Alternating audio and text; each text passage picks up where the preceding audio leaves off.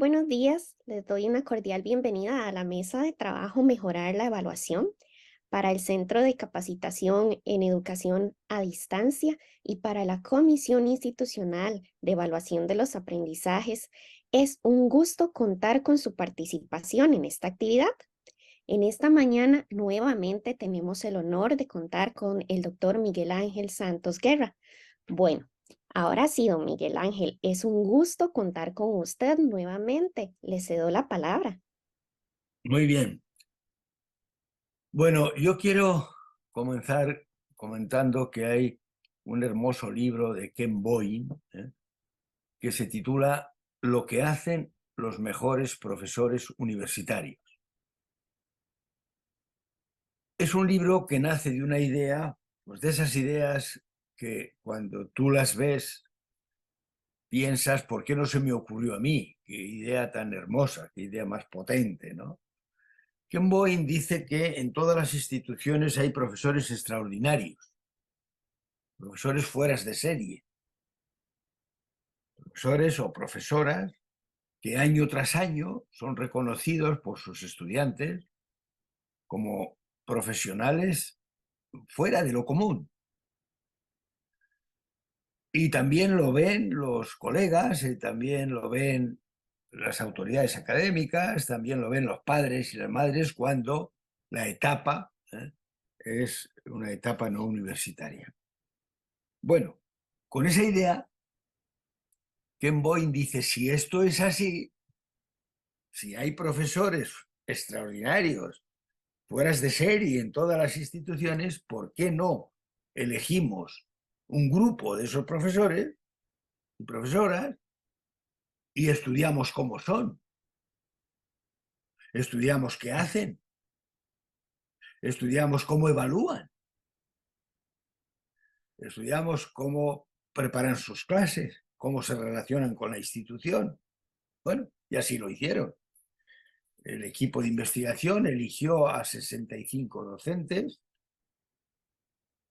que consideraron fueras de serie. Y durante unos años estuvieron explorando cómo eran, a través de entrevistas, a través de observaciones, a través de exploración de sus prácticas. Bueno, pues en ese libro de estos docentes se dice lo siguiente. Cuando uno de estos profesores, profesoras, inicia una experiencia de aprendizaje, es como si un amigo invitase a sus amigos a cenar y no como si un alguacil sentase en un banquillo a un acusado.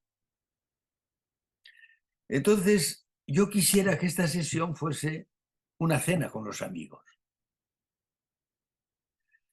Cuando yo impartía docencia antes de jubilarme, muchas veces, como os pasará a vosotros, los alumnos preguntaban, ¿no?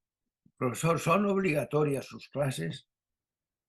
Y yo pensaba, no, no son obligatorias, pero el que no venga se las ha perdido.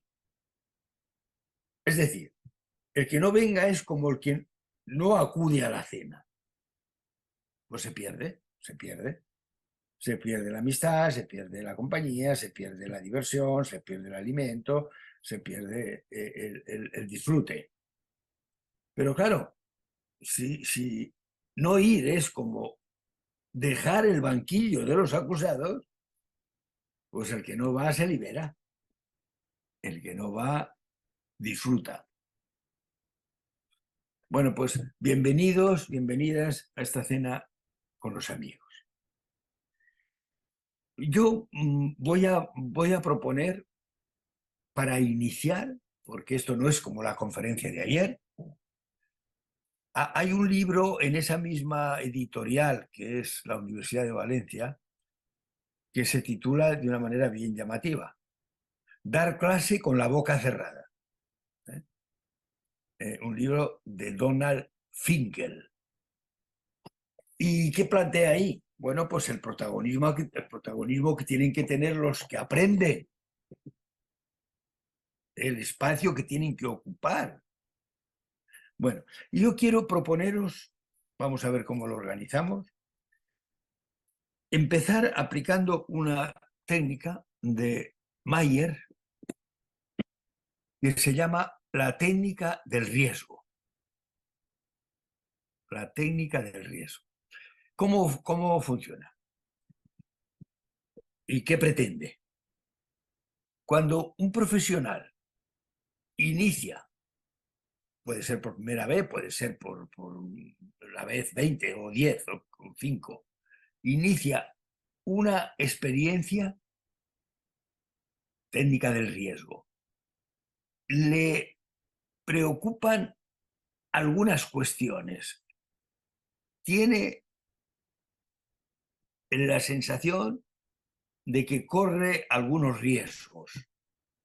Y entonces la técnica consiste en preguntaros, en el momento de iniciar vuestra responsabilidad respecto a la evaluación o a la mejora de la evaluación, que es lo que nos centra, a la mejora de la evaluación, ¿cuál es la preocupación más importante que tenéis? Entonces, cada uno, Mayer insiste mucho en que se escriba, en que se plasme por escrito esa preocupación.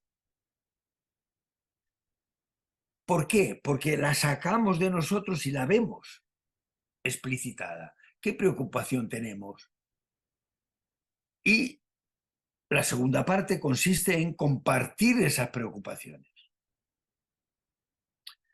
¿Qué pretende la técnica?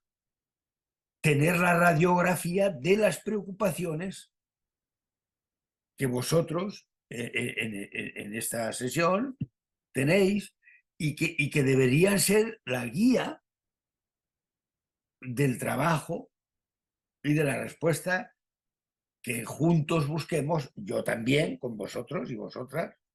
De hecho, yo tengo mi propuesta para haceros, pero creo que es muy importante, muy importante, saber cuál es la radiografía de las preocupaciones que tenéis. La técnica tiene una ventaja estupenda. ¿Sabéis cuál es? Que algunos descubren preocupaciones que otros tienen y que jamás se le hubieran ocurrido. De modo que ay, Dios mío, si en eso nunca había pensado, pero como yo estaba tan tranquilo, pues es verdad, es verdad. Una de las ventajas de la técnica es que puede descubrirnos algunas inquietudes, algunas preocupaciones que ni remotamente habíamos sentido nunca. Y creo que también es un buen ejemplo esta técnica de cómo eso que decimos en teoría, que hay que conocer las expectativas, que hay que conocer las preocupaciones, que hay que conocer los intereses de los que aprenden, bueno, pues hacerlo, ¿cuáles son? ¿Cuáles son?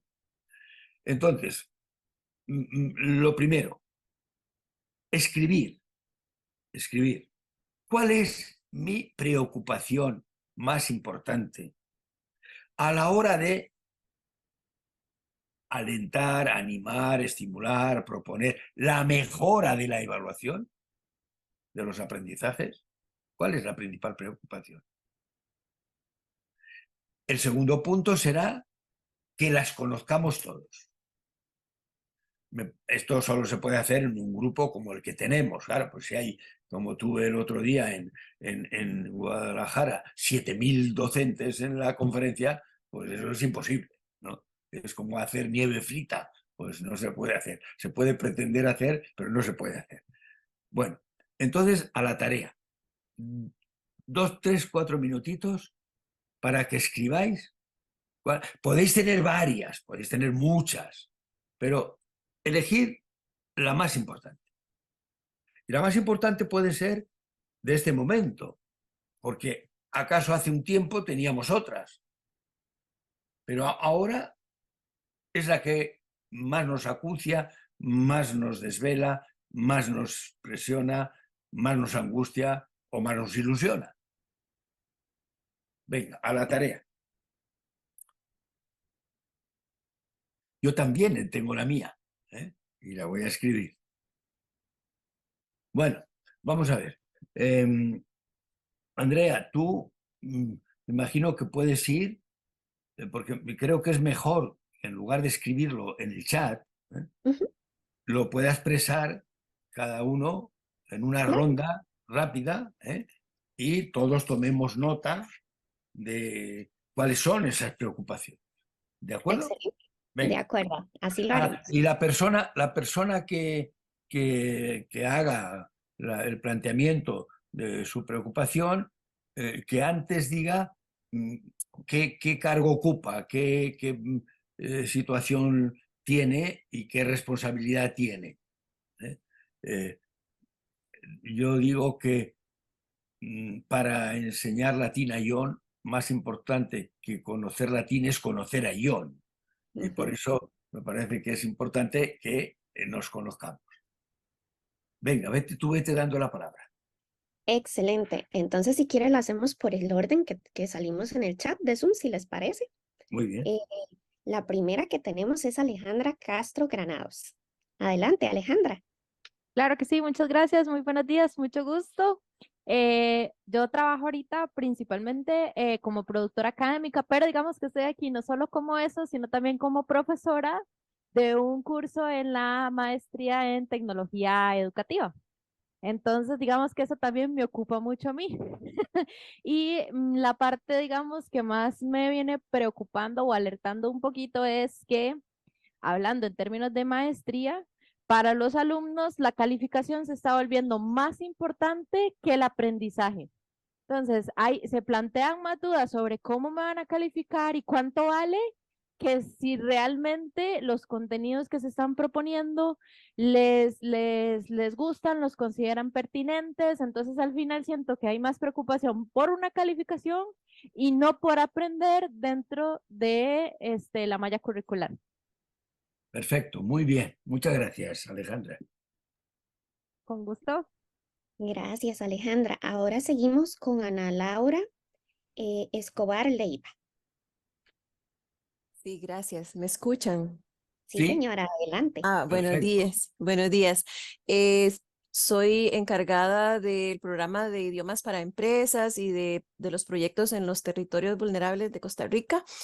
Y mi preocupación principal es que a la hora de implementar mejoras en la evaluación, en los cursos que nosotros impartimos, que los profesores que ejecutan, o sea, que dan las clases, realmente se comprometan con estas mejoras y que crean en la evaluación para el aprendizaje y no en una evaluación punitiva y solamente sumativa, ¿verdad? Porque, o sea, lo que quisiéramos es que haya un balance, ¿verdad? Entre formativo y sumativo. Entonces, digamos que esa es la principal preocupación que tengo. Gracias. Muchísimas gracias. Muchas gracias, doña Ana Laura. Seguimos con doña Ana Lorena Vargas Cubero. Buenos días. Buenos días, Buenos adelante. días. Sí, buenos días. Soy encargada de cátedra, de la Cátedra de Ambiente, Política y Sociedad y bueno, soy docente primero que nada, ¿verdad?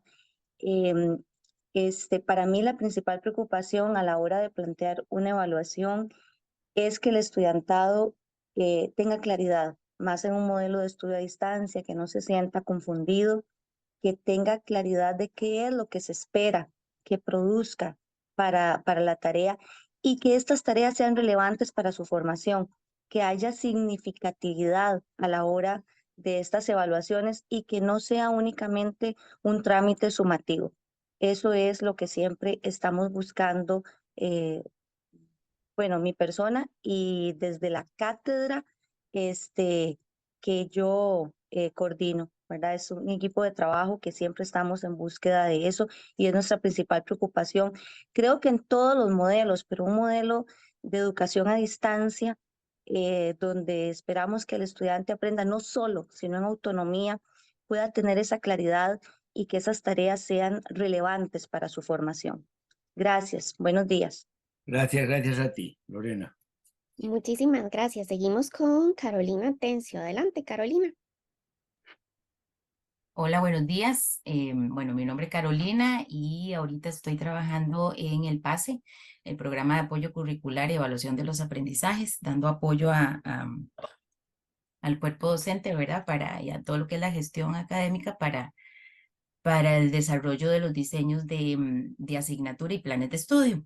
Una de las preocupaciones, y aquí me pongo un poco más en el papel del apoyo, ¿verdad? Y la asesoría, es que muchas veces se dificulta en el diseño curricular, pues plantear, no olvidarnos, digamos, de esa formación integral, ¿verdad? Se trabaja mucho lo que es la parte teórica, la parte, podríamos decir, metodológica, práctica, ¿verdad? Pero a veces la parte de formación integral, habilidades, competencias más de responsabilidad social dentro de la profesión, como que se van dejando de lado, ¿verdad? Entonces, constantemente se hace un llamado, digamos, a estar recordando de que estamos trabajando y formando personas integrales y pues tratamos hasta donde se pueda que dentro del diseño se pueda evidenciar. Y como docente, en algún momento, ahorita no estoy siendo docente, pero en algún momento lo fui de niños y de adultos.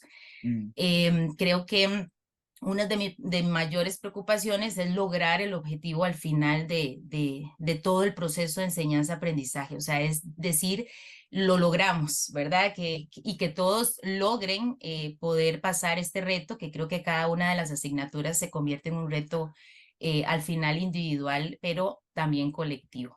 Eso sería, Gracias, Carolina. con gusto. Andrea, disculpe que me brinque el orden, pero podría hacer mi participación. Es que está muy relacionada con lo que dice Carolina. Por supuesto, adelante, Gabriela. Muchísimas gracias. Soy compañera de Carolina del Pase. Buenos días. Y quería hacer mi intervención porque precisamente coincido con ella en esta parte de la formación integral. Cuando estamos realizando los diseños de asignaturas y demás, al menos por parte mía, ¿verdad? He notado que hay mucha preocupación, si lo más grande es en lo conceptual, ya después de eso, pues ya empiezan ahí un poquito con lo procedimental, porque uno les empieza, bueno, aquí, ¿en dónde está la parte práctica y demás? Pero en lo que sí se requiere, no digo en el 100% de las personas, pero sí en bastantes, ¿verdad? Es recordarles esa parte actitudinal, que también nosotros tenemos esa responsabilidad en la formación. Entonces, comparto esa preocupación que tiene Carolina, que externaba Carolina. Al mismo tiempo comparto la de doña Ana Lorena Vargas, porque, bueno, como decía don Miguel, no me presenté, ¿verdad? Para conocer a Juan, ¿verdad? Pero yo, además de estar trabajando, también estoy estudiando y en este momento estoy llevando precisamente un curso, una asignatura de una maestría que estoy cursando, en donde es para el diseño de como capacitaciones profesionales, ¿verdad? Y teníamos que diseñar toda una propuesta y por supuesto evaluarla y demás. Entonces mi preocupación, al igual que doña Ana Lorena, cuando estábamos haciendo este diseño, pues era exactamente que en las actividades, primero que nada, el estudiantado tuviera claro qué es lo que se espera, qué es lo que le estamos solicitando que haga, qué es lo que tiene que evidenciar, ¿verdad? ¿Cuál es el resultado que se espera al realizar toda la actividad? Al mismo tiempo, como me preocupa entonces que al elaborar el instrumento de evaluación contemple todo esto y realmente, ¿verdad? Esté evaluando lo importante, lo relevante, ¿verdad? Esto lo digo porque tal vez en algún momento he caído como en otros tiempos en que sí estaba como profesora, ¿verdad? En el error tal vez como de evaluar. Lo entrega a tiempo o cuestiones como más de formato, ¿verdad? O cuestiones así, más allá del aprendizaje integral, ¿verdad? Uniéndolo con la preocupación anterior.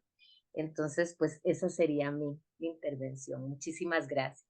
Gracias a ti, Gabriela. Continuamos con don Cristian Ocampo. Don Cristian, ¿nos escucha? Sí, Sí, adelante. sí, buenos días. Buenos días.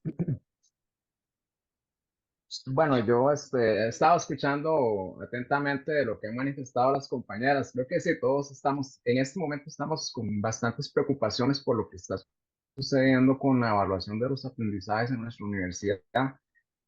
A mí personalmente, desde el punto de vista de los docentes, porque soy encargado de cátedra, sí nos preocupa mucho, digámosle así, el tema ético de la evaluación, porque cada vez nos encontramos más estudiantes, por ejemplo, incurriendo en prácticas de fraude académico, que lo hacen de forma bastante deliberada, por cierto, y nosotros más bien pensando en ver cómo controlamos o cómo podemos prevenir ese fraude académico y por ahí perdiendo de vista otras dimensiones que son fundamentales de la evaluación.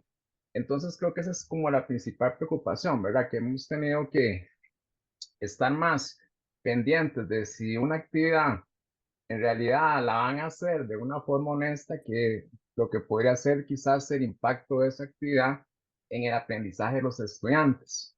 No sé si es una cuestión, digamos, coyuntural o quizás generacional que se está presentando, pero bueno, sí nos desgasta mucho, ¿verdad? Y por ahí sería interesante, creo, me ilusiona mucho todo lo que ojalá en la universidad se pueda hacer de manera conjunta para ver cómo se le da, digamos, un trato más adecuado a este problema. Muy bien. Gracias, Cristian. Muchas gracias. Seguimos con Damián Fernández. Adelante, Damián. Buenos días, ¿me escuchan? Sí. Sí, Sí. señora, adelante. Bueno, Damián Fernández, bueno, también compañero del PASE, de la UNED, el programa de apoyo curricular y evaluación de los aprendizajes. Y bueno, básicamente también coincido con lo que decía don Cristian Ocampo. Creo que soy de ese criterio también eh, de ver cómo los avances de la tecnología, la inteligencia artificial y todo eso han venido a ponernos, por así decirlo, a que mate en muchos sentidos y más que todo en la evaluación, ¿ve? Porque no hay mecanismos, pero no son 100% fiables de que los procesos que realizan los estudiantes, las actividades que hacen, son 100% originales, ¿verdad? Está ahí revisando unos artículos ahí que hablan mucho sobre el plagio académico y bueno, no lo somos nosotros como universidad, sino que es, por ejemplo, una problemática a nivel mundial, ¿verdad? No solo las universidades públicas, sino las universidades privadas también tienen esta problemática y sí preocupada, igual que don Cristian también, por ver qué acciones podemos tomar como universidad, como docentes, en el caso de nosotros también como evaluadores para poder mitigar el impacto de esa tecnología que ya con día tiene más cambios, ¿verdad? Y abre como más portillos para que el estudiante pueda hacer o realizar actividades que no son 100% originales. Muy bien. Muy bien, muchas gracias. Muchísimas gracias. Y Daniela Ugalde, adelante. Perdón, tenía el micrófono apagado. Ahora sí me escuchan. Ahora sí. Buenos días. Yo trabajo, bueno, Daniela Ugalde, yo trabajo en el centro de capacitación. Entonces trabajo como capacitadora y precisamente mi preocupación la pensé desde ahí, ¿verdad? Desde mi práctica. Entonces, desde ahí me preocupa que la evaluación no esté logrando como esa transferencia, ¿verdad? O esa contextualización, por decirlo así, o puesta en práctica de lo que realmente precisamente queremos ofrecer con la capacitación, ¿verdad? Y que en ese sentido se quede como solamente como en los aspectos más teóricos, ¿verdad? O más como de papel. Y a nosotros realmente lo que nos interesa es que pues las personas que capacitamos precisamente puedan poner eso en práctica desde su práctica docente. Perdón por las veces repetidas en las que dije práctica, pero es que creo que eso es como el centro de toda mi preocupación. Y muchas gracias, un lujo estar acá. Gracias a ti, Daniela. Muchísimas gracias, Daniela. Doña Delia Zavala, adelante. Hola, buenos días. Mi nombre es Delia. He sido docente durante muchísimos años a nivel de secundaria universidad. Ahorita estoy como encargada de cátedra en la Cátedra de Ciencias Biológicas y eso es una preocupación que he tenido siempre. O sea, siempre que cuando uno va a hacer una evaluación, yo siempre lo pienso desde que el estudiante de verdad aprenda, ¿verdad? Que cuando vaya a realizar la actividad que hemos pensado, no solo yo, sino todo un equipo de trabajo, porque nos reunimos, vemos los objetivos del diseño curricular, resultados de aprendizaje, ¿verdad? De contenidos y todo. Cuando las realizamos, que de verdad haya un aprendizaje, pero que también ellos se motiven.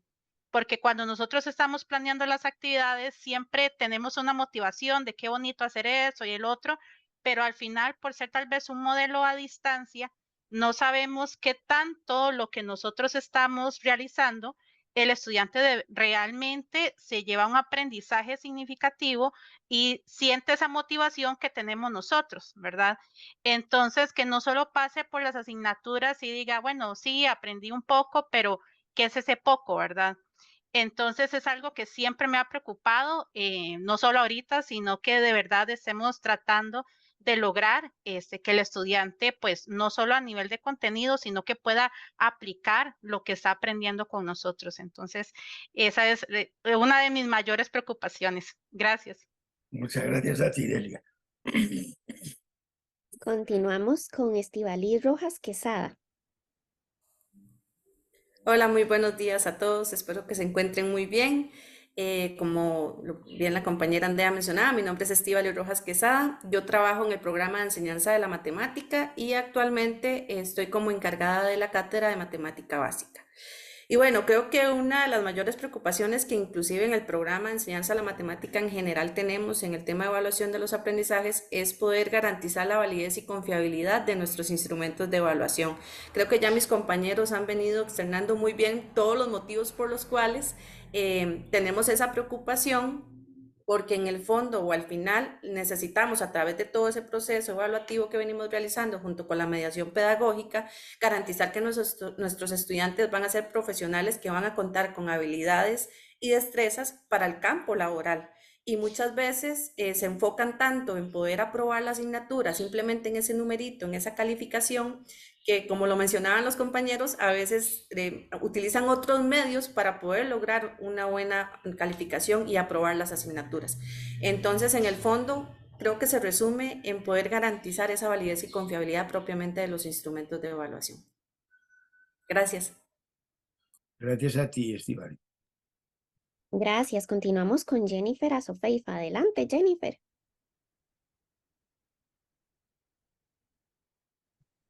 Muy buenos días, muchas gracias. Mi nombre es Jennifer Azofeifa. Yo trabajo para el Centro de Capacitación en Educación a Distancia y también soy profesora de grado de la licenciatura en Administración Educativa de la ESE. Mi principal preocupación es el tema de la elaboración de instrumentos de evaluación. Digamos, elaborar un instrumento de evaluación, eso siempre es un reto para mí, ¿verdad? Entonces, que permita como evidenciar justamente la parte formativa de la estrategia de aprendizaje, ¿verdad? Que el instrumento realmente mida más el proceso que el producto. Y que balancee con lo sumativo, ¿verdad? Que lamentablemente es siempre la mayor preocupación para el estudiantado, sea el de grado como para nuestros profesores en el centro de capacitación. Gracias. Muchísimas Gracias, gracias. Jennifer. Mucho gusto. Gracias. Continuamos con Jonathan Elizondo. Adelante, Jonathan. Buenos días, ¿me escuchan? Sí. Perfecto. Ok. Bueno, buenos días, mi nombre es Jonathan Elizondo, yo también soy profesor en el Centro de Capacitación en Educación a Distancia y también colaboro con la Escuela de Ciencias Sociales en la carrera de enseñanza del inglés. Mi mayor preocupación tiene que ver, está muy relacionada creo que con lo que expresaban don Cristian, don Damián y Estíbaliz, y tiene que ver con cómo logro yo que desde la evaluación se me brinde información del proceso de aprendizaje real de las personas estudiantes, ¿verdad? Yo creo que más allá de que si un estudiante tiene similitud con algún libro o que si cometió plagio o no, que si el fraude o no, lo importante es mi evaluación está enfocada en realidad decirme a mí qué tanto está aprendiendo la persona estudiante. o son los instrumentos de evaluación que yo estoy proponiendo simplemente para cosas de memoria, para repetir, para que les da la oportunidad de copiar, ¿verdad? Y también otra de las preocupaciones que tengo es que me sirva esa evaluación a mí como docente para realizar cambios en el proceso de enseñanza y por ende que afecte también el proceso de aprendizaje, porque muchas veces la evaluación nos dice, ah, sí, tiene un 90, tiene un 50, pero se queda ahí y no hacemos un cambio en nuestro proceso de enseñanza también. Muchas gracias. Gracias, Jonathan. Muchas gracias. Continuamos con don Juan Carlos Quiroz. Adelante, don Juan Carlos. Gracias, buenos días a todos y todas. Un placer estar compartiendo con ustedes este día y el día de ayer. Bueno, desde el punto de vista de preocupación, me preocupa todo. Y mucho tiene que ver con el puesto que desempeño actualmente, ¿verdad? Coordinador del Programa de Apoyo Curricular y Evaluación de los Aprendizajes, más conocido como PASE, y como coordinador de la Comisión Institucional de Evaluación de los Aprendizajes. Primero que todo, agradecerle al CESED la coordinación de este evento, ¿verdad? Porque es sumamente importante para la universidad en pleno. De hecho, ayer doña Maricruz extendía una felicitación por el evento porque se sintió muy complacida por la experticia de don Miguel Ángel y de una vez aprovechar para agradecerle, ¿verdad? Porque eso también es importante y nos hizo sentir muy bien con la escogencia que se hizo del especialista, que todo fue muy atinado y perfecto por el momento en que estamos viviendo, porque todas las preocupaciones externadas hasta el momento son las mismas preocupaciones que tenemos todos.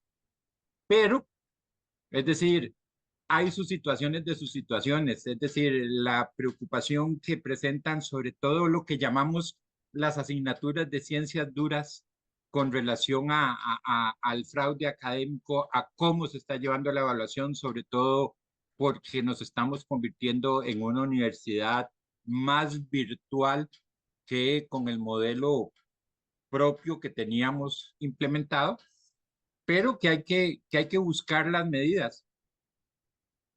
Por defecto o por deformación soy evaluador, entonces, ok, tenemos que evaluar, no solo medir, y a veces el discurso de muchos de nosotros es la medición por la medición y no la evaluación. Entonces, todo eso hace que entremos en un conflicto y que haya que permear a la universidad para que encontremos ese punto en donde hagamos las cosas bien y que nuestros estudiantes entiendan que lo importante es aprender, porque qué tipo de profesionales vamos a darle a la sociedad costarricense si todo lo están comprando, por decirlo de alguna forma, como lo han externado los compañeros, porque necesitan una nota y es lo que les interesa y no importa cómo conseguirla. Entonces sí hay que buscar esa armonía entre la docencia, entre el estudiantado y que aprendan que lo importante es aprender. Y por eso creo también en el modelo con el que ha apostado desde hace unos años para acá la universidad de la evaluación para aprender. Muchas gracias. Gracias, gracias. Muchas gracias, don Juan Carlos. Seguimos con Karen Umaña. Adelante, Karen. Buenos días, ¿me escuchan bien? Perfecto, adelante. Buenos días, muchísimas gracias por el espacio. Mi nombre es Karen Umaña y yo soy asesora curricular del PASE. También regularmente soy tutora de la Escuela de Educación. Entonces, pues en realidad mi preocupación va orientada al tema del trabajo colaborativo, ¿verdad? Porque sabemos que es un elemento fundamental, que el contexto actual a nivel nacional e internacional nos lo demanda. Sin embargo, hay, digamos, condiciones que lo complican. Y una de esas condiciones, pues es que, y al menos ha sido la experiencia, es que el estudiantado no quiere saber nada del trabajo colaborativo, ya están suficientemente traumados, ya han sufrido experiencias no muy satisfactorias en torno a esto, y ellos pues apenas ven que es un trabajo colaborativo, están en estado de estrés. Entonces, aquí mi preocupación es cómo encontrar, ¿verdad?,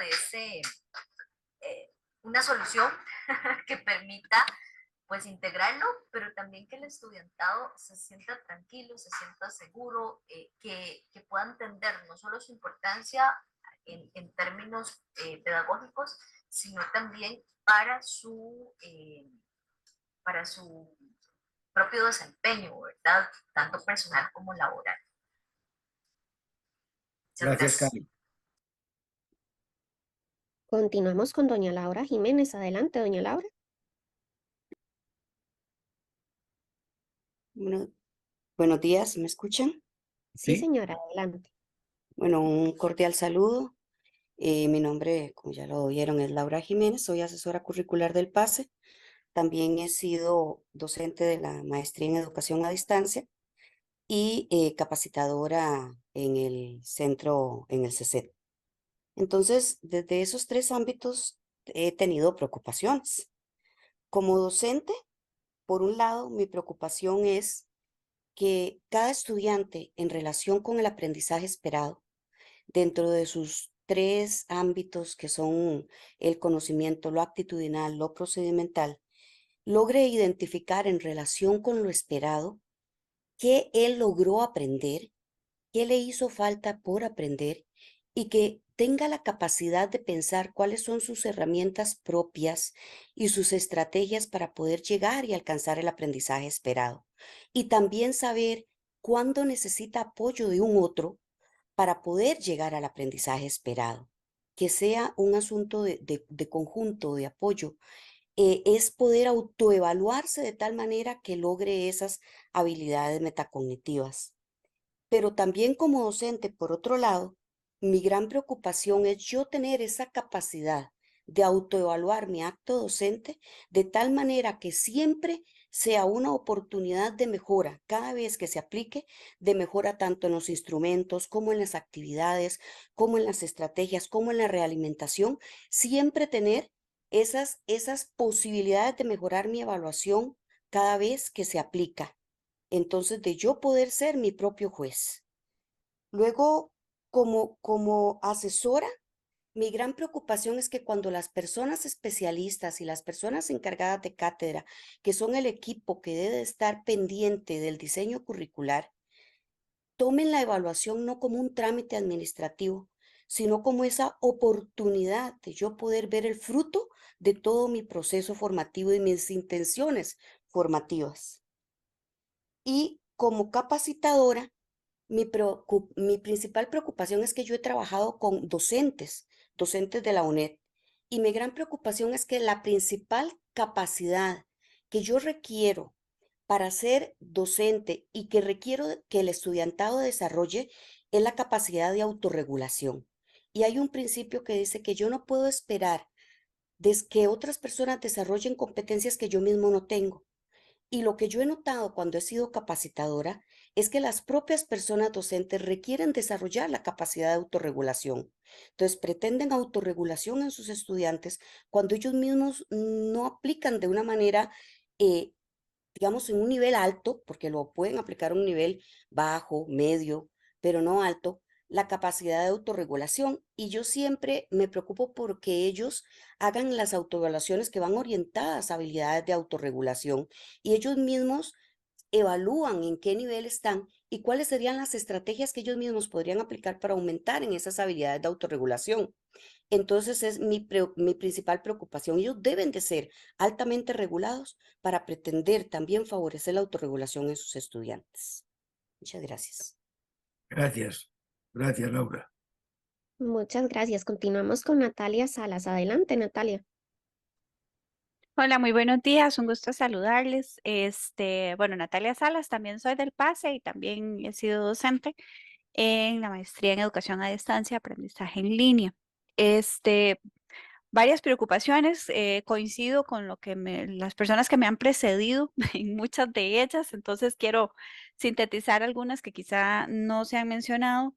Em, Vamos a ver que las técnicas que se utilicen para evaluar realmente lleven a la persona a acercarse lo más posible a esa práctica profesional que van a llevar a cabo en algún momento. Que la evaluación sea vista realmente como una oportunidad para aprender por parte del estudiantado y no solo para cumplir un proceso. Eso, eso pasa con mucha frecuencia. Los veo uno muy preocupados, creo que alguien más lo mencionaba, pero hay una preocupación más por cumplir, por salir de esto, que por realmente aprender. Luego también, en el caso, pues, sí, de la asesoría, además de lo que mencionó mi compañera Laura, creo que de las preocupaciones que nos tenemos nosotros en el PASE es si realmente aquello que se diseñó se implementó, se llega a implementar, porque sabemos que muchas veces se diseña, se hace un análisis muy concienzudo acerca del modelo de evaluación que se está proponiendo y demás, muy consciente con los objetivos y resultados de aprendizaje propuestos, pero sabemos que a la hora de implementarlo es otra persona, entonces quizá no puede leer esa intención. Esa es una preocupación muy importante, si realmente eso que se diseñó se llega a implementar y si se implementa, eso funcionó. Esa realimentación no nos llega a nosotros, le queda a la persona encargada de la cátedra o a la persona encargada, digamos, del posgrado y no nos llega directamente a nosotros. Entonces, eso es una preocupación importante. Gracias, Natalia. Gracias, Natalia. Continuamos con Olga Amador. Adelante, Olga. Hola, muy buenos días. Bueno, con don Miguel Ángel ya he tenido el gusto de conversar en varias oportunidades, así que ya reconoce mi cara y el nombre, pero de nuevo lo comparto, Olga Amador, del Centro de Capacitación en Educación a Distancia. Coincido con muchas de las preocupaciones externadas también por las demás personas que estamos acá. Las que anoté, las pienso mucho también desde mi práctica profesional como capacitadora. Y más que tal vez preocupaciones, son hasta dolores, porque precisamente escuchándoles, ¿verdad? Es como esto de la disonancia entre lo real y lo ideal, ¿verdad? Como capacitadora, trabajamos con el personal docente de la universidad, el personal académico. Y esto que mencionaba Laura, ¿verdad? Muchas veces estamos esperando por parte del estudiantado lo que nosotros mismos como docentes no estamos ofreciendo, ni tampoco nos tenemos como la disposición para hacer. Entonces, por ejemplo, hablábamos de lo importante, o que lo importante es aprender cuando planteamos una experiencia de aprendizaje. Y que lo importante no es la calificación, sino el aprender. Pero resulta que las personas que llevan nuestras capacitaciones, esas personas docentes, se preocupan muchísimo por la calificación final y no por el proceso. O incluso ya en su práctica docente ponen una calificación, pero no hay retroalimentación, no hay evaluación cualitativa en lo que le están devolviendo al estudiantado. Entonces, eso me duele mucho. Luego también lo planteaba así, se habla mucho, pero se hace poco. Se habla mucho de evaluación auténtica y alternativa, pero se sigue evaluando desde lo memorístico. Nos preocupa mucho el tema del plagio o del fraude académico, pero desde una postura punitiva, no desde el aprendizaje o lo ético. ¿Verdad? Es cómo hacemos para que no copien, porque son bandidos. Los estudiantes son bandidos. Esa es una frase que se utiliza mucho en la población docente. Pero entonces, ¿qué estoy proponiendo yo como docente? Para que no sean bandidos, para que sean estrategias de aprendizaje que motiven. Entonces no sea tan fácil pagarle a alguien para que haga esa tarea, o no sea tan fácil pedirle la tarea del cuatrimestre anterior a un compañero, porque resulta que es la misma experiencia de aprendizaje del cuatrimestre anterior. Entonces, se lo estamos sirviendo en bandeja de plata. Por ahí van mis dolores. Gracias, Olga. Muchas gracias, Olga. Continuamos con don Sergio Villalta. Hola, hola, buenos días. Un saludo cordial a todos, compañeros. Ya, don Miguel, muchísimas gracias por el espacio. Bueno, en realidad yo me desempeño como tutor, como encargado de cátedra de didáctica en estudios sociales y Y además, la mayor parte de mi tiempo soy docente de secundaria. Trabajo con población adolescente y población adulta. Entonces, paso mucho con espacios de evaluación que van en la línea de la pedagogía como tal, pero también muchas veces tengo preocupaciones eh, en cómo hacemos para evaluar espacios de andragogía, que muchas veces los espacios de la evaluación para estos dos tipos de poblaciones son distintos, pero en la práctica realmente no lo son. Al menos es la experiencia que muchas veces tengo. Y solamente me gustaría agregar así a muchas de las ideas que ustedes decían, porque realmente comparto la mayoría, cómo hacer para que nosotros realmente tengamos espacios de evaluación que nos permitan ver un proceso y no solamente un resultado.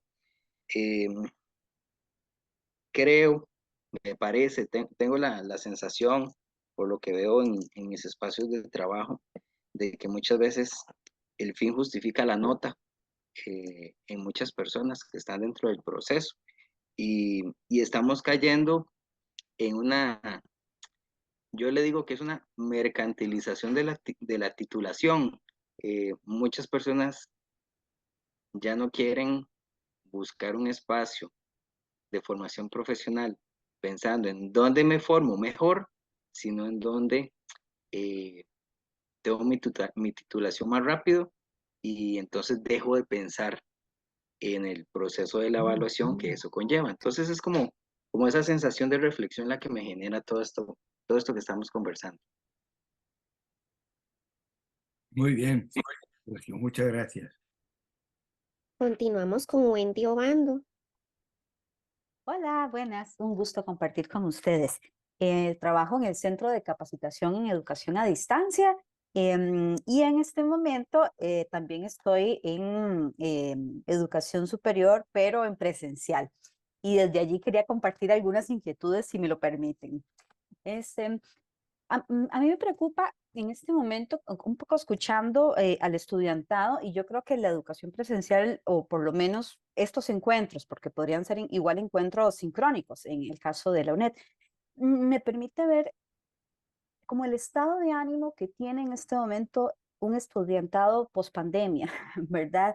Entonces, lo que he sentido es que les están haciendo falta algunas habilidades de afrontamiento para no sentirse como ahogados en medio de las solicitudes que se hacen de la demanda, de la carga académica.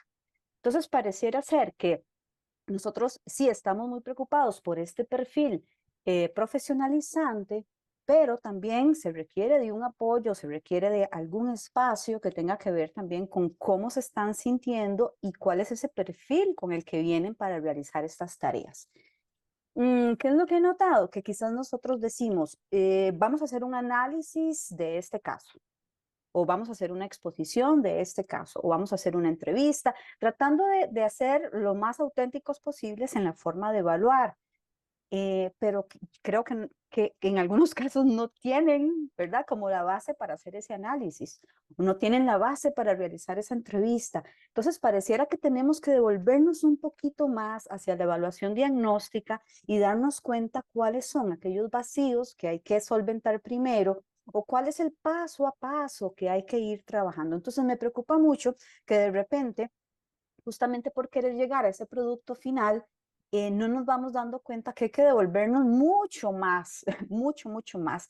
Justamente estábamos hablando ayer de que en buena teoría los estudiantes que están ingresando ahora a la universidad han perdido 2.5 años de lecciones antes de entrar a la universidad en nuestro país. ¿Eso qué refiere? A mí el contenido no me preocupa, es decir, el que no sepan los valles y las montañas quizá no es lo más relevante, pero es el proceso de síntesis, de análisis, de comprensión, de estar en ese trabajo colaborativo, en ese trabajo que me permite llegar a otro tipo de pensamientos. Y entonces de repente entramos a la universidad y le planteamos otra vez todas las evaluaciones y el estudiante se siente bastante agobiado. Entonces, a mí me preocupa en la evaluación no tener ese acompañamiento emocional o ese acompañamiento que permita a la persona ir desarrollando también otro tipo de estrategias para desarrollar esas solicitudes que le estamos planteando. Eso sería. Muchas gracias. Muchas gracias, Wendy. Gracias. Seguimos con doña Cinia Calvo. Adelante, doña Cinia, la escuchamos. Buenos días. Bueno, mi nombre es Cinia Calvo, trabajo como asesora curricular del programa de apoyo curricular y evaluación de los aprendizajes.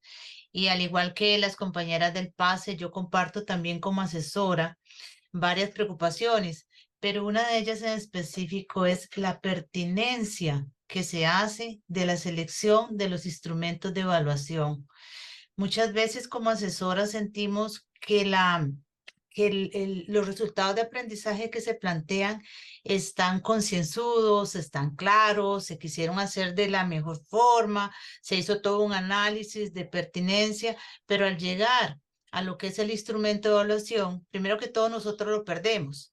Cuando, como decía la compañera Natalia, también asesora, nosotros lo perdemos, no conocemos qué sucede con respecto a lo que es las actividades de evaluación, el instrumento, y entonces todo un análisis que se hace del proceso de aprendizaje y que queda plasmado en resultados de aprendizaje, todo eso se pierde en la pertinencia de un correcto instrumento. ¿Por qué lo digo? Porque muchas veces como personas asesoras nosotras nos sentamos con el equipo, con la persona que sea la responsable del contenido, y de momento cuando le decimos cuál podría ser la actividad, cuál podría ser el instrumento, una prueba o una tarea, pero ¿cuál tarea? ¿Cuál es la pertinencia de esa tarea? ¿Verdad? Se pierde muchas veces el objetivo que se trae bien analizado con respecto a resultados en el momento en que se selecciona cualquier instrumento de evaluación. Y si no cualquiera, no el pertinente, no el que tenga la mejor afinidad, el que realmente esté bifurcado con el análisis que se hizo de lo que va a ser el aprendizaje.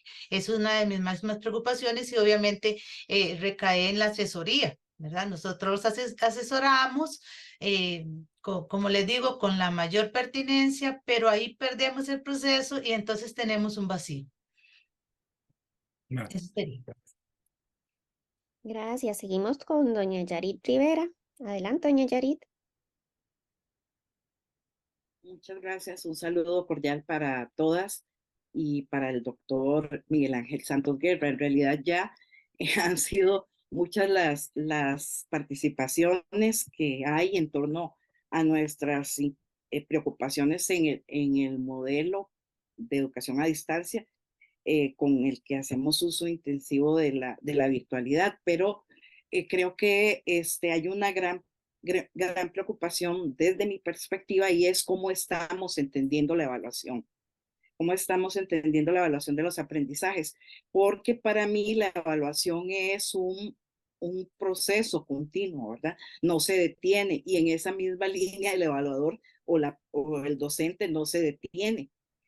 Todos los momentos, todos los procesos cognitivos y metacognitivos son apropiados para recoger información sobre los logros que va obteniendo el estudiantado. Entonces creo que por ahí esa preocupación está latente y en nuestra universidad creo que tenemos que dar un giro en ese sentido y como una preocupación concreta que siempre me surge cuando me desempeño como docente es el hecho de tomar las decisiones sobre cuál estrategia o técnica evaluativa escojo para conseguir recopilar evidencias de aprendizaje del estudiantado, evidencias que sean clave, que no se dé un abordaje mecanicista, sino que permita al estudiantado reflexionar y ver esa propuesta como en una forma más integral, ¿verdad?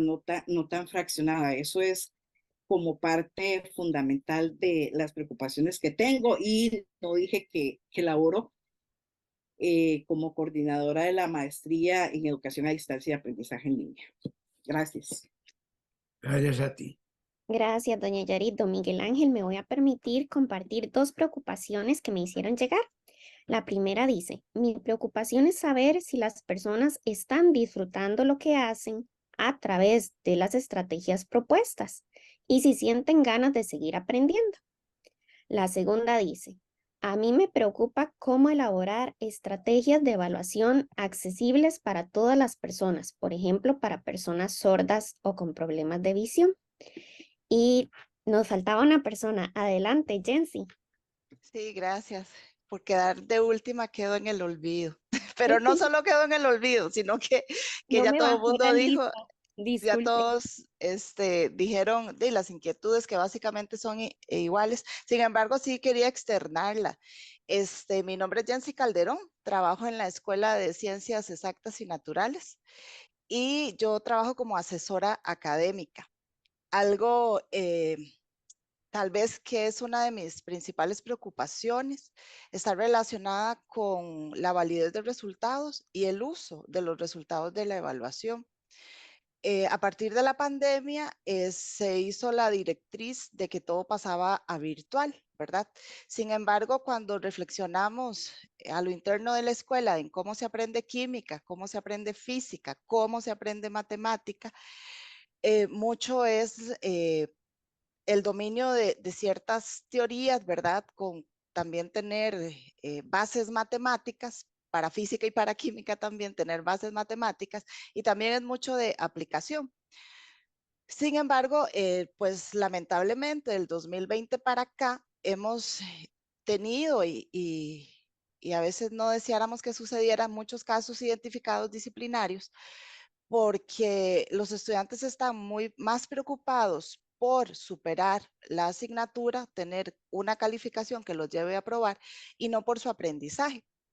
Y dentro de nuestra escuela tenemos 2 carreras de enseñanza, es decir, que estas personas que están estudiando enseñanza de la ciencia, de la matemática, tienen que ir a enseñar esas áreas, física, química, matemática, biología, pero están pagando a terceras personas para que les hagan sus instrumentos de evaluación, sus quizzes, sus actividades evaluativas en el entorno virtual, porque no tenemos forma de comprobar si es la persona o no la que está ahí, el estudiante matriculado, el que está resolviendo.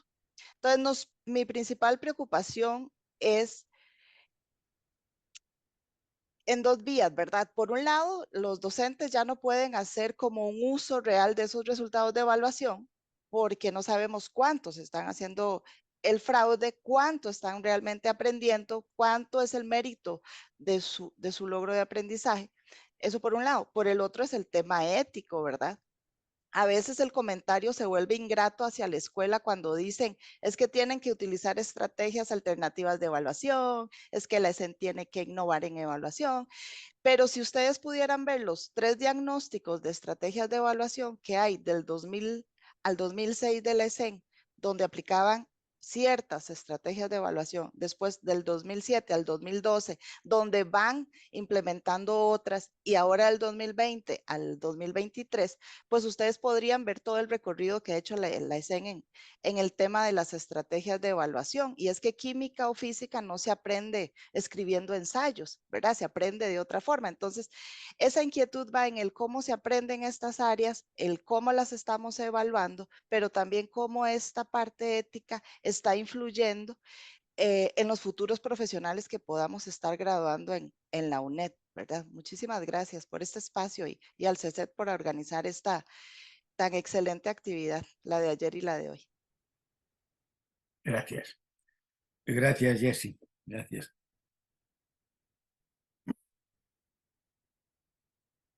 Listo, don Miguel Ángel, puede continuar. Bueno, yo os dije que también tengo una preocupación. He visto en la revisión de los 24 intervenciones que hay 2 grandes dimensiones. Una, la de capacitadores y capacitadoras, asesores, coordinadores, coordinadoras, que tienen que ayudar, que tienen que velar, que tienen que estimular la mejora de la transformación. Y el otro es nuestra condición de docentes, que tenemos alumnos y alumnas a los que evaluar, y ahí nos inquietan pues cuestiones como la pertinencia de los instrumentos, el foco en los procesos, frente a resultados. Para mí, como una persona que puede o debe ayudar a otros a transformar las prácticas de la evaluación, me preocupa lo siguiente. La motivación de los que tienen que mejorar, porque cuando están desanimados, desalentados, perezosos, escépticos, pesimistas y reticentes, es muy difícil movilizarlos.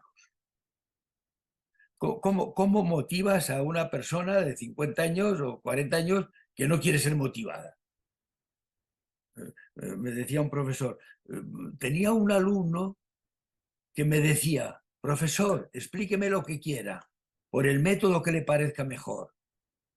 Póngame la calificación que le apetezca, pero por favor, no me motive, no me motive. Bueno, pero a esa persona, ¿quién la motiva?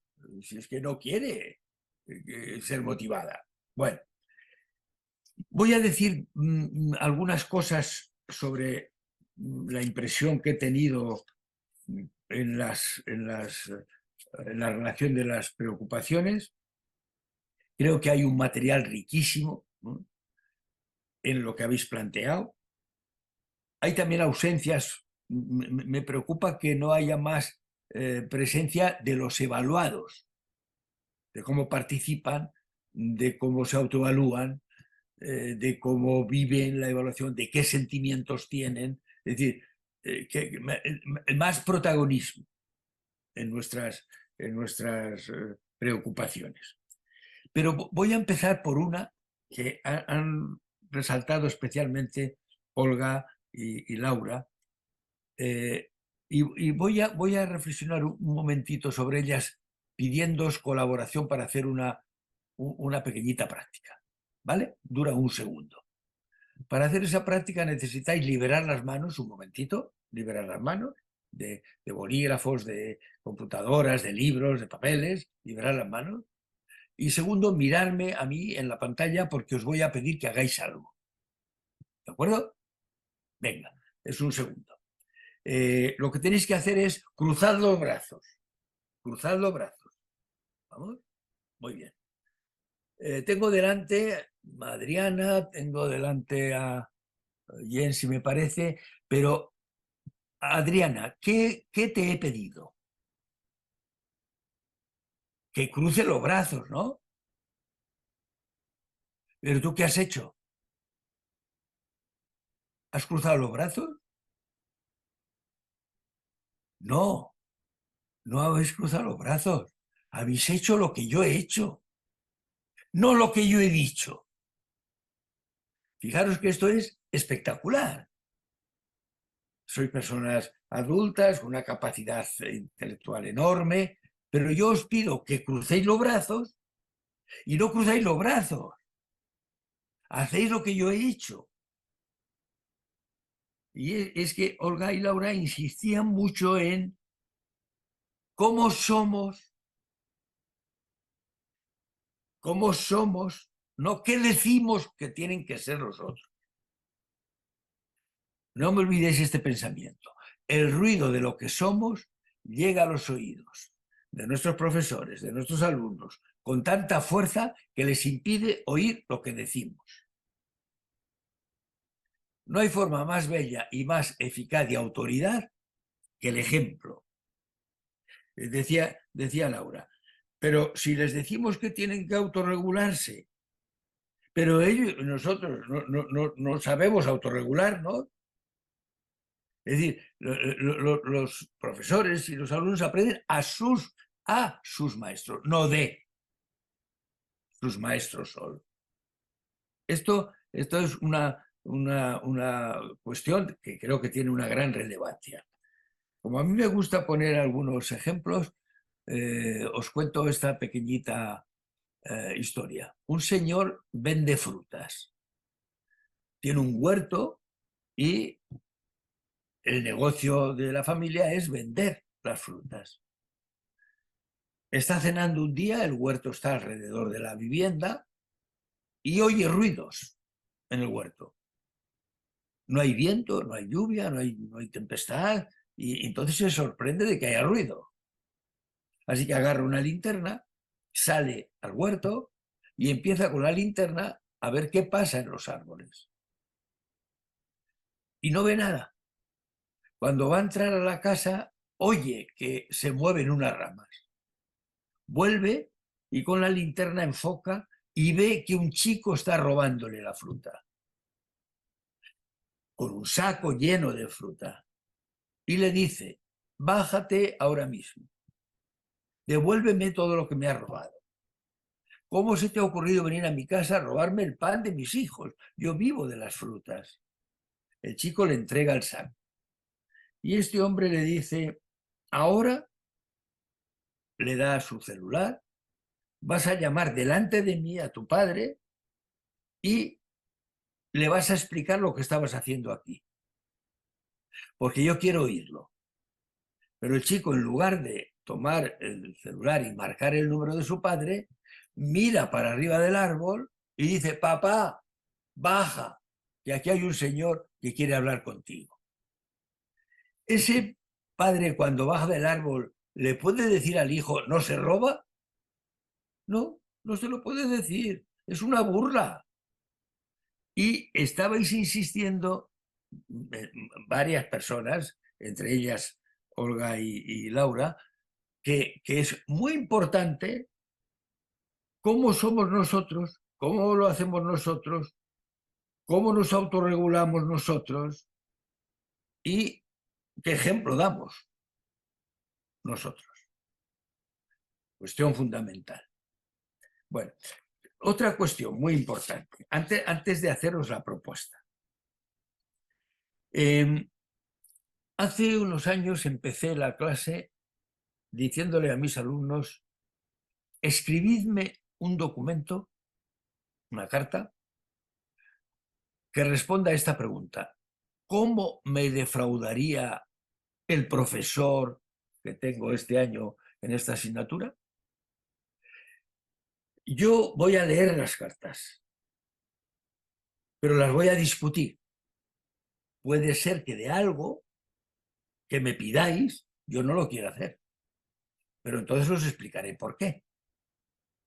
Por cierto, así sucedió, porque algunos lo que pedían era que estuviera todo clarito para aprenderlo todo de memoria y para tener un sobresaliente en la asignatura, porque tenía una beca o porque quería... Bueno, y yo le dije: no, eso de que esté todo clarito y que la evaluación sea de poner cruces y de... pues igual no lo quiero hacer. ¿Por qué? Porque creo que es perjudicial. Y recuerdo que les puse este ejemplo. Un alumno le pide a un profesor esto que os estoy diciendo, que esté todo clarito, que se pueda memorizar todo, que se pueda repetir todo fielmente, que se pueda asegurar una calificación. Que, por cierto, decís muy bien, para los alumnos muchas veces es más importante aprobar que aprender. Y hace poco prologué un libro que se titula ¿Aprobar sin aprender? ¿Aprobar sin aprender? Bueno, y entonces ese profesor que recibe esa demanda le dice al alumno: ¿dónde vas a comer? ¿Dónde vas a almorzar? Pues aquí en el campus, en la facultad. ¿Te puedo invitar? Y el profesor: bueno, doctor, profesor, si usted quiere, pero muchas gracias. Entonces le invita y hablan de las asignaturas, de la facultad, de la universidad. Y en los postres el chico lleva un melocotón.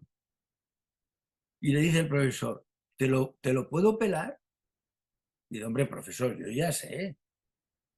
Pero bueno, dame ese gusto ya que te invito a comer.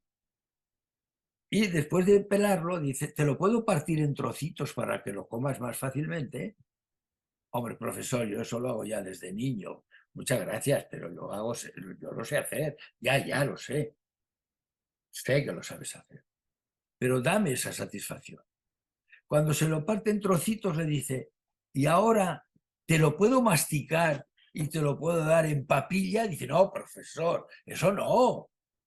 Y dice el profesor, es que eso es lo que me pedías, eso es lo que me pedías. En otro orden de cosas. Bueno, pero yo les escribí un texto que se titulaba ¿Cómo me defraudarían mis alumnos? ¿Cómo me defraudarían mis alumnos? Y les pedí, y vosotros, yo os pido que lo discutáis, que lo analicéis y que me lo discutáis. Bueno, y una de las cosas que yo les decía es, me defraudaríais si os viese tan obsesionados por las calificaciones que el aprendizaje no tuviera mucha importancia. Y si os viese tan competitivos que no os ayudaseis a aprender. Y levantó la mano uno de mis alumnos y dijo, profesor, cuando hay plaza de profesor en tu departamento, lo que se pide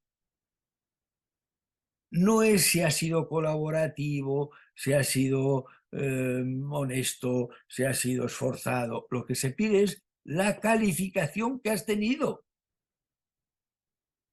Y le tuve que decir, es verdad, es verdad, es verdad. Entonces vamos a hacer un grupo, y lo hicimos, en el que esté yo y estéis algunos de vosotros, entre ellos tú que has hecho esta objeción. ¿Y sabéis lo que hicimos? La redacción de un documento que se titulaba ¿Cómo nos defrauda el sistema a los dos? A los profesores y a los alumnos y a las alumnas. Y los tres textos están escritos. ¿Cómo defrauda un profesor a sus alumnos y alumnas? ¿Cómo defraudan los alumnos a un profesor? Y cómo defrauda el sistema a los profesores y alumnos que quieren ir al corazón de las cosas. Hay otra cuestión que también quiero, antes de haceros la propuesta y discutirla con vosotros, y es la siguiente. Ha aparecido en diversas ocasiones la cuestión de la ética, de cuáles son los objetivos y de qué se pretende en la UNED. En la Universidad Mayor de Chile, que tiene sede en Temuco y en Santiago, me pidieron participar en un proyecto verdaderamente interesante, que era denominado Buen Profesional, Profesional Bueno. ¿Qué decían los miembros del equipo rectoral? No nos interesa solo tener buenos médicos, queremos tener también médicos buenos. No nos interesa solo tener buenos arquitectos, queremos tener arquitectos buenos. No nos interesa solo tener buenos abogados, sino abogados buenos. Y entonces, ¿cómo es el currículum para ser abogados buenos? Buenas personas, personas decentes, personas solidarias, personas compasivas, personas sensibles, personas que transformen la sociedad en una sociedad mejor. Y segundo, ese es el currículum. ¿Y cómo es la evaluación? ¿Cómo saber si eso se consigue? Porque eso es muy importante. He visto también que hay mucha preocupación por los instrumentos, de dos tipos. Uno, la pertinencia, permiten saber qué se ha aprendido, y otro, la validez, el rigor. Pero hay que tener mucho cuidado porque algunas veces se piensa que cuando hay número y mientras más decimales tenga mejor, hay ciencia. Y no es verdad. Igual que las palabras están cargadas de trampas, los números también lo están. Para explicarles a mis alumnos esta cuestión, les digo que un señor tiene una hamburguesería en la que hace hamburguesas de carne de pollo. Hamburguesas de pollo. Hay una inspección y al analizar las carnes ven que no solamente hay carne de pollo, Así que le dicen al dueño, ¿usted cómo hace las hamburguesas? Dice, mezclo la carne de pollo con la carne de caballo. ¿Y en qué proporción hace usted las mezclas? Y el hombre dice, a un 50%. ¿Pero cómo procede usted a hacer las mezclas? Dice, ya se lo he dicho, a un 50%. Por cada pollo, un caballo. Bueno, por cada pollo, un caballo quiere decir que no hay carne de pollo. Parecía indiscutible lo del 50%. Pero tiene una trampa. Tiene una trampa terrible. Bueno, ¿cuál es la propuesta que quiero haceros? Y después abrimos un debate para ver qué posibilidades hay de llevarla a cabo, qué dificultades hay. Vamos a ver. Voy a compartir pantalla. Recordaros la propuesta que os hacía ayer, pero voy a su concreción. A su concreción. Aquí. Bueno, yo voy a plantearos una estrategia de transformación, de mejora de la evaluación, que parte de este verbo. Hay que preguntarse, hay que interrogarse, hay que poner en cuestión, hay que poner en tela de juicio las prácticas. Ahora se acabó.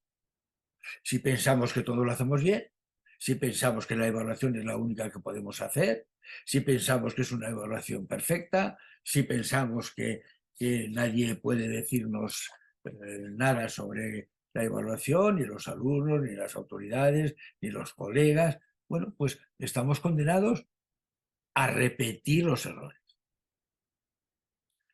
Yo tengo un libro del año 2000, hace ya varios años que lo publiqué, está traducido al portugués, que ha tenido 8 o 10 ediciones en España, y es un libro cortito que se titula La escuela que aprende. Poner también la universidad que aprende. No la que enseña, la que aprende. Y abro el libro con una fábula de Augusto Monterroso. Y esa fábula, que es cortita, dice: un día de los más calurosos del invierno, el director de la escuela entró sorpresivamente al aula en la que el grillo le estaba dando a los grillitos una clase sobre el arte de cantar. Y entra en el momento de la exposición en el que el grillo le está diciendo a los grillitos que la voz del grillo es la más hermosa entre todas las voces, puesto que se produce mediante el adecuado frotamiento de las alas contra los costados. Y añade que en tanto los pájaros cantan tan mal porque se empeñan en hacerlo con la garganta, evidentemente el órgano menos indicado para emitir sonidos dulces y armoniosos. Y acaba así. Al escuchar aquello, el director de la escuela, que era un grillo muy viejo y muy sabio, asintió varias veces con la cabeza y se retiró muy satisfecho de que en la escuela todo siguiera como en sus tiempos. Y yo, cuando leí esta fábula, me pregunté, pero ¿cuándo se enteran de que están cometiendo un error? ¿Cuándo se enteran de que aquello es un disparate? Es una falsedad, pero si nunca se lo cuestiona. Y entonces este verbo es fundamental para que podamos mejorar la evaluación, que pongamos la evaluación en tela de juicio. Una profesora americana que es muy amiga, se llama Patricia Henderson, dice muchas veces en sus conversaciones habituales: es que en mi opinión, porque en mi opinión, desde mi opinión. Y en una ocasión le preguntaron: oye, Patricia, ¿por qué dices tantas veces en mi opinión? Dice: porque dudo mucho. Y me parece que es muy importante dudar, tanto que ya le he encargado a mi familia que el día que yo me muera, el epitafio que se ponga sobre mi tumba, esto viene bien en esta víspera del Día de Difuntos, que el epitafio que se ponga sobre mi tumba diga lo siguiente: en mi opinión, aquí yace Patricia Henderson. Bueno, no vamos a estar tan seguros. Pero es que algunos confunden pereza de pensamiento con firmes convicciones. Yo sé que la duda es un estado incómodo. Queridos colegas, la duda es un estado incómodo, sí. La certeza es un estado intelectualmente ridículo. Y entonces estas preguntas, ¿sobre qué pueden ir? Pues mirad, pueden ir sobre los instrumentos. ¿Tienen rigor? ¿Tienen pertinencia, como decíais? Sobre el fraude. ¿Qué pasa con el fraude? ¿Por qué se produce? ¿Qué sentido tiene? ¿Qué coherencia tiene con la formación? ¿Cómo se puede afrontar? Sobre los sentimientos. ¿Qué sentimientos provoca la evaluación que yo hago? Porque estoy hablando de preguntas sobre las propias prácticas, no sobre las prácticas de los demás, sobre las propias prácticas. Puede ir también sobre qué pasa con las repercusiones que tienen las evaluaciones en los siguientes pasos de aprendizaje de los alumnos.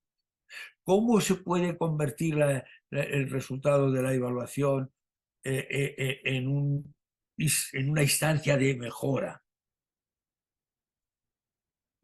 ¿Cómo participan los alumnos en el proceso de evaluación? ¿Qué pasa con las autoevaluaciones? Bueno, y después de hacer las preguntas, yo creo que es muy importante este verbo, compartirlas. ¿Por qué? Porque estamos en el seno de una comunidad, de un proyecto.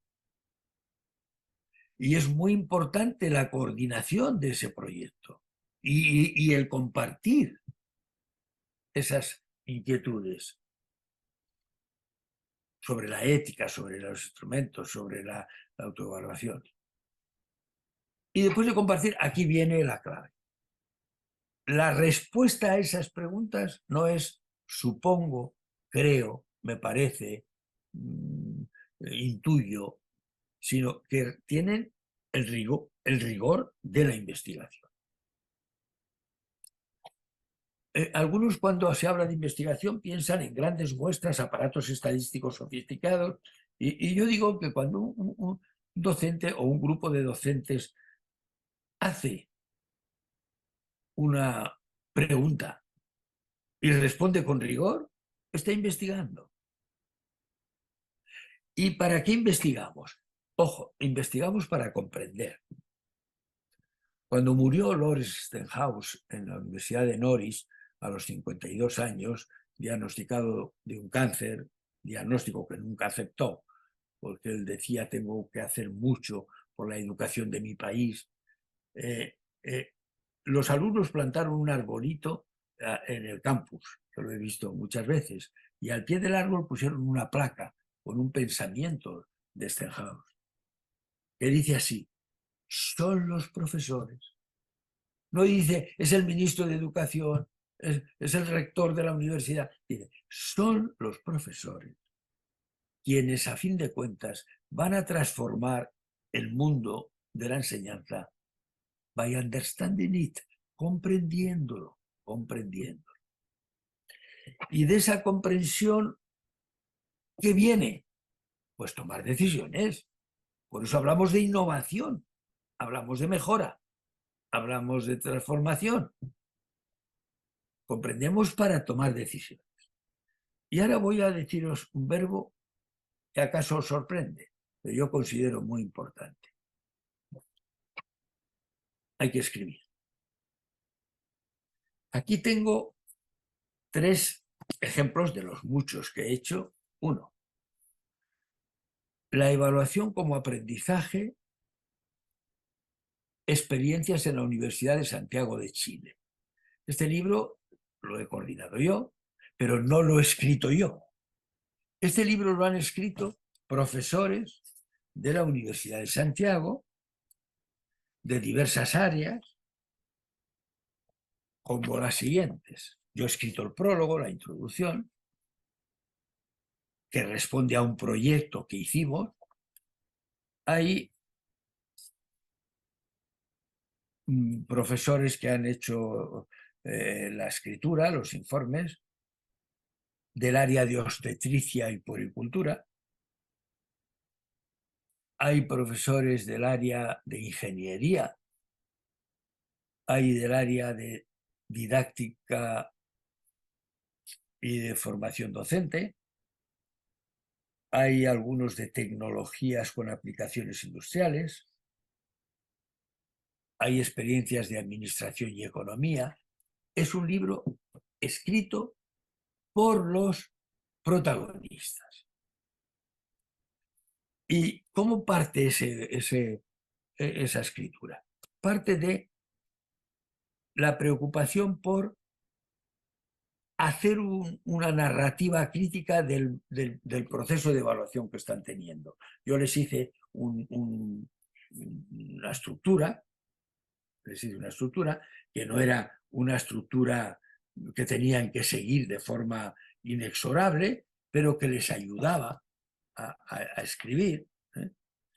Y entonces esa estructura pues parte de lo siguiente.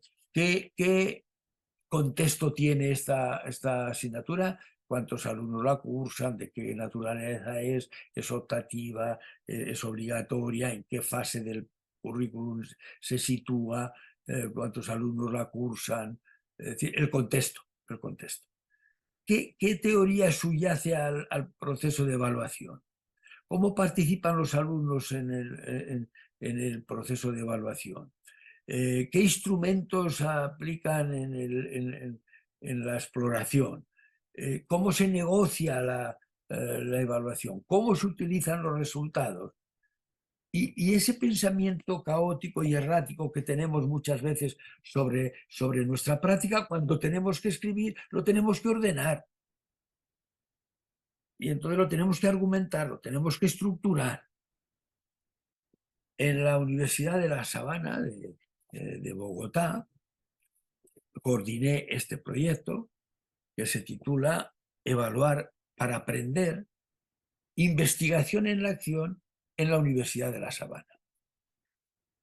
Por eso os decía que se trata de investigaciones sobre las prácticas, como en el fin de comprenderlas y con el fin de transformarlas en su racionalidad y en su justicia. Entonces aquí hay evaluación en medicina, evaluación en enfermería y rehabilitación, evaluación en enfermería, en filosofía y ciencias humanas, evaluación en comunicación social, evaluación en educación, evaluación en el Departamento de Lenguas y Culturas Extranjeras, evaluación en el Centro de Tecnologías para la Academia de la Universidad de La Sabana y aquí tengo un tercer libro, este en España, Reflexionar sobre la evaluación, experiencias en la Facultad de Ciencias Políticas y Sociología de la Universidad de Granada, y que tiene la misma dinámica que los otros dos. Es decir, un proyecto para mejorar la evaluación en el que desde una instancia, ya veo que aquí las tenéis, lo habéis dicho, instancias de innovación educativa de la universidad, se convoca a hacer este proyecto y puede haber, lógicamente, en una universidad, pues personas interesadas de distintas áreas. Esto lleva también a una posibilidad de comprensión y de diálogo y de transformación, que es el debate de los que participan en el proyecto para discutir, para hablar, para dialogar sobre qué foco han elegido, qué foco les interesa, cómo van a hacer la investigación, qué tipo de métodos van a emplear, la entrevista para preguntar a los protagonistas, la observación para ver lo que pasa in situ, el análisis de documentos, el análisis de instrumentos y la redacción del informe. Y esto tiene una ventaja, que es que después se difunde.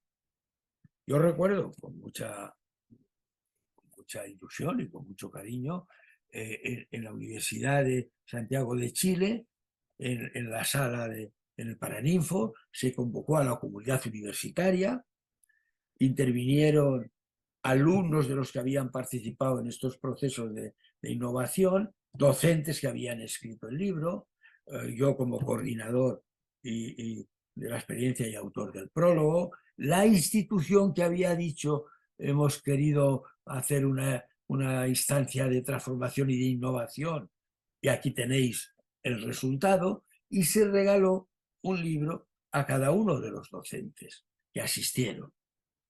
¿Qué pasa? Que eso se distribuye, se multiplica.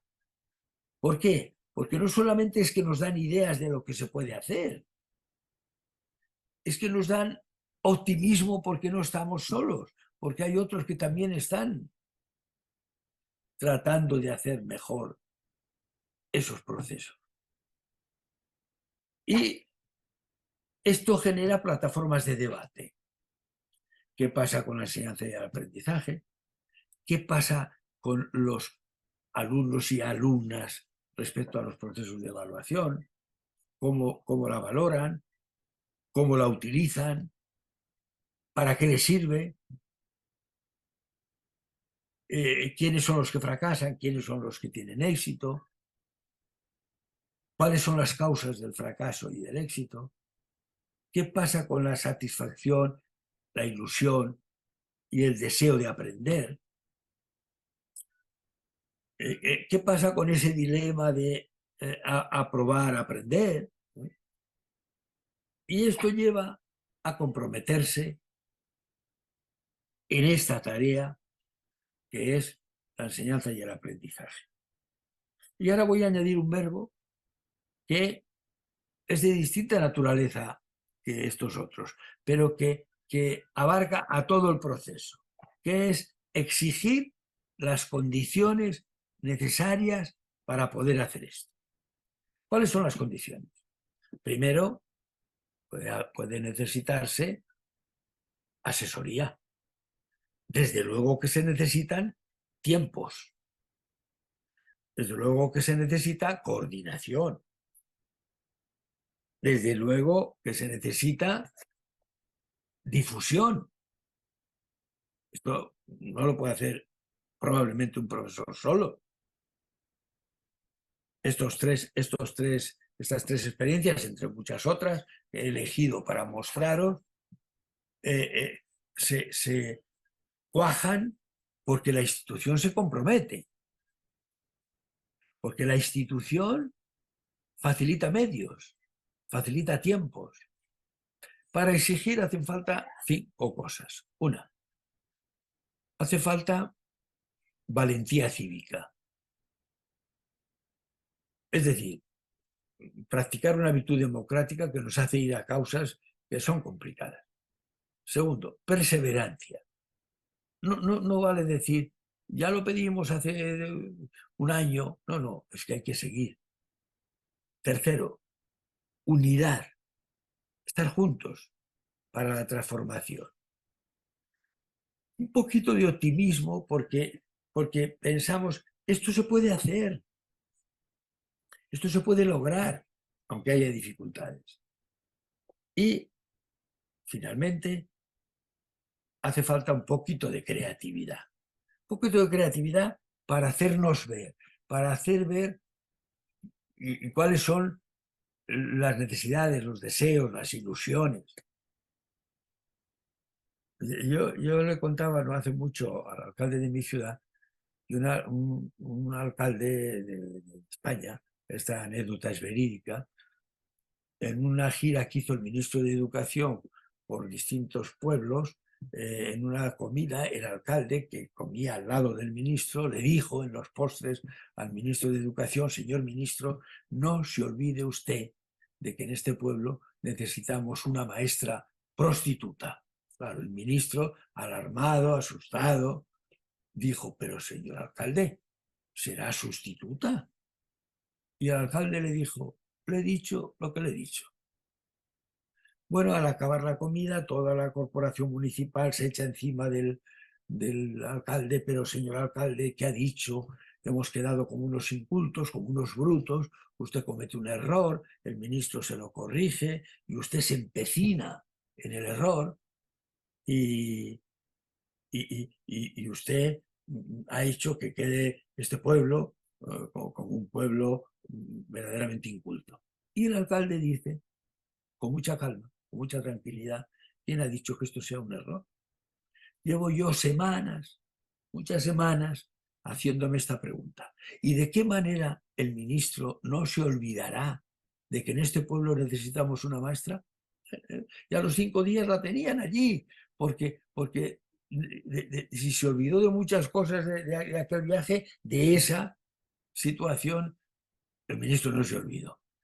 Manden un pueblo, manden una profesora a este pueblo. Mirad lo que me dijo el alcalde. Bueno, no lo olvida. Y 60 años o 70 años después de que pasase, yo os lo estoy contando a vosotros desde España, a Costa Rica.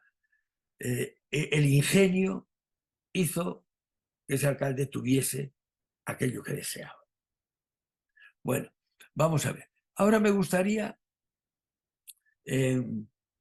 Andrea, vamos a hacer ahora el cierre. Me vais a permitir despediros, como hice el otro día, con otro pequeñito regalo.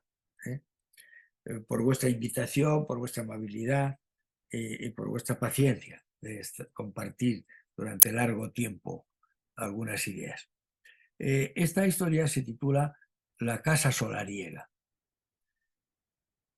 Cuento en ella que cerca de la ciudad de Alejandría vivía un hombre honrado en una casa solariega en la que había un jardín.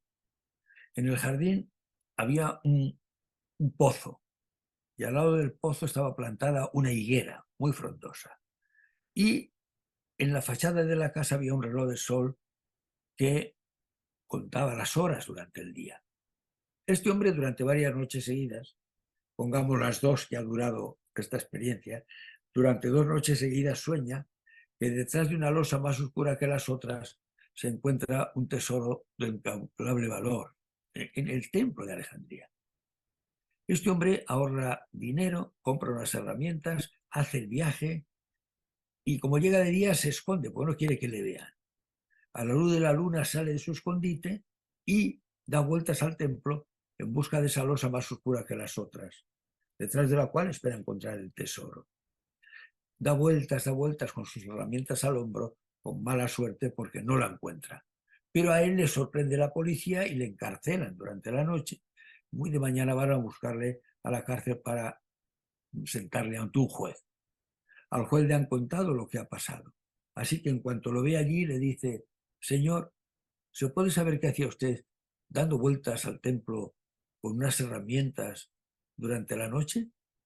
Y él, que es un hombre pobre, es también humilde, es también sincero. Dice, señor juez, soñé durante 2 noches seguidas que detrás de una losa más oscura que las otras, que estaba en el templo de Alejandría, estaba escondido un tesoro de incalculable valor y vine a buscarlo. Y el juez le dice, ¿cómo es usted tan ridículo? ¿Usted cómo es tan ingenuo? ¿Pero por qué le hace caso a los sueños? Usted tiene que guiarse solo de la realidad, que es la que nos habla de forma clara. Le digo esto porque durante 2 noches seguidas yo he soñado que en una casa solariega, cercana a la ciudad de Alejandría, en la que vive un hombre honrado, en la que hay un jardín, en el jardín un pozo, al lado del pozo una higuera y en la fachada un reloj de sol, he soñado que en esa casa, al lado del pozo, en dirección al norte, se encuentra enterrada una arqueta de hierro que contiene 500 monedas de oro. Pero qué absurdo sería pensar que esto es verdad. Vaya para su casa y olvídese de los sueños. Este hombre le agradece al juez el consejo, se despide de él y va precipitadamente para su casa. Y en cuanto llega, agarra un pico y una pala y empieza a cavar allí donde el juez había soñado que estaba escondido el tesoro. Y en efecto, en su propia casa, al lado del pozo, en dirección al norte y a 3 metros de profundidad, después de cavar concienzudamente, aparece una arqueta de hierro con 500 deslumbrantes monedas de oro. Ni qué decir tiene que la casa solariega es vuestro lugar de trabajo. Esta sesión es solo el templo de Alejandría. Cavad allí porque allí está escondido el tesoro, enterrado, aunque haya roca viva, durante muchos centímetros. Aparecerá la arqueta. Esto lo he soñado muchas veces en mi vida de profesor. Muchas despierto y alguna vez hasta dormido. La última vez que lo he soñado ha sido el día 1 de noviembre en esta sesión con vosotros y vosotras, y lo he podido soñar gracias a que habéis estado ahí y habéis estado así. Muchas gracias, porque con vuestra presencia, vuestra participación, habéis conseguido avivar mis sueños.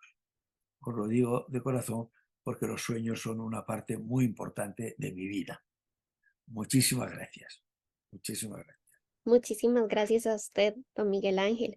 A continuación, le cedo la palabra a Olga Amador, coordinadora del Centro de Capacitación en Educación a Distancia, que nos va a compartir las palabras de cierre. Adelante, Olga. Gracias, Sandra. Y qué responsabilidad después de esas palabras tan maravillosas y el espacio en general que don Miguel Ángel nos ha compartido, no solo hoy, sino ayer. Así es que, como cierre, simplemente quería también ofrecerle a don Miguel Ángel el regalo del agradecimiento por emocionarnos, motivarnos y recordarnos el por qué hacemos lo que hacemos, cómo podemos mejorar lo que hacemos y lo importante que es preguntarnos sobre eso. Haber compartido este espacio sin duda nos deja muchísimas reflexiones, muchísimos retos, pero también reconozco en cada uno y cada una de nosotros las ganas de hacer mejor las cosas, las ganas de estar replanteándonos, de reflexionar.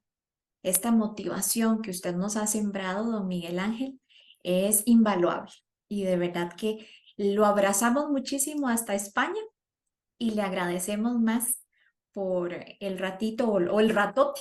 Estas 4 horas se han convertido en montones que yo sé que van a fructificar de aquí a lo que nos resta por hacer y que ojalá que podamos llevar a cabo esta propuesta que usted amablemente nos planteaba hoy. Muchísimas gracias. Muchas gracias, Olga. Gracias a todos y a todas. Os mando un beso enorme desde España. Muy agradecido